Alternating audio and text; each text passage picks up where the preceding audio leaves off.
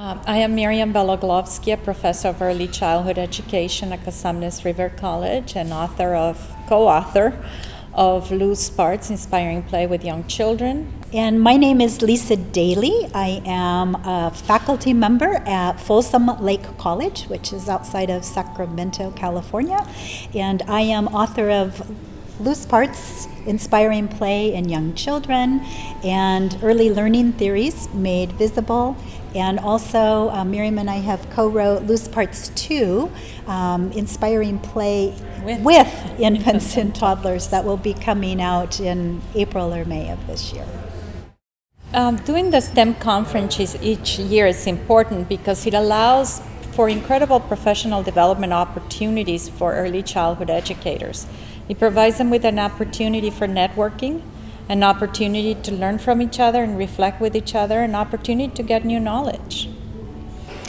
I really feel that the teachers, the administrators, the families, and children are all going to benefit from having the people who are here attend the conference.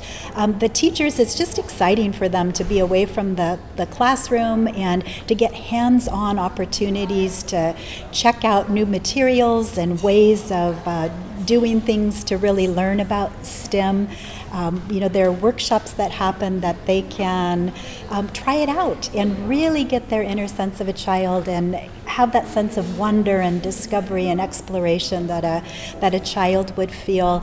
I think it's awesome for administrators to perhaps see some things and hear what teachers are experiencing in the classroom so that they are aware of those things that are happening. We saw a phenomenal workshop this morning about how family engagement happens, and that through the journeys of discovery that the parents are participating and writing, it's just really broken through new barriers for the parents to see their children in a different light, and also for the teachers to see the parents in a different light and to realize that we're all in this together. And so we're on this journey about learning about STEM for parents to really know what STEM is all about too. Even the freedom of being able to be in a conference, I remember when I first started attending conferences and what I took with me, I would use it later on in my work. And I think here, like Lisa was saying, it provides opportunities for them to see not only new research, but also ways that they can continue to infuse STEM in their classroom while they're building their own relationships and their own understanding of who they are as teachers and who the children are as well.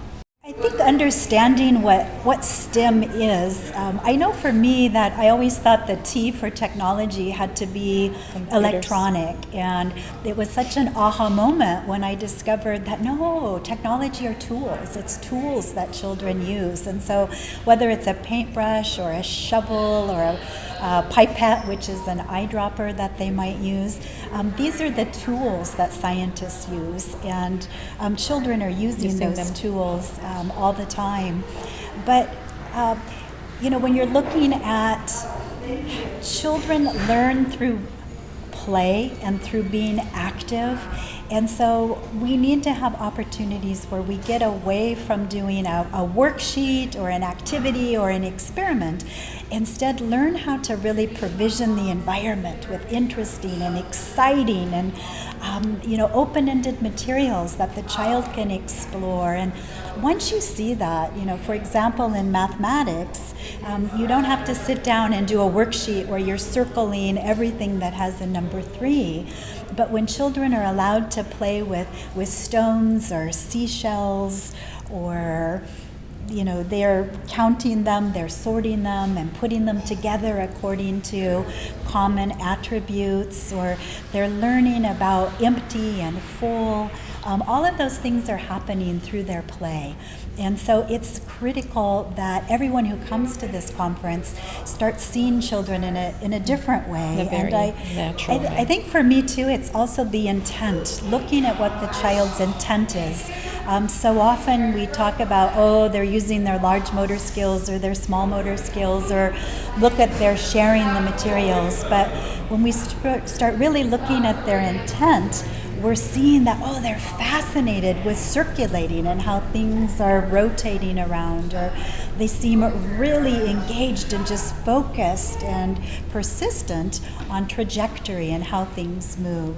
So that understanding of STEM is important for us to help others understand. And I think another point that I do want to bring up is, as well, is the fact that when early childhood educators begin to see themselves as researchers along with the children, and they sort of don't need to be the holders of the knowledge, that dynamic changes and things become more engaging, and the environment plays an incredible role.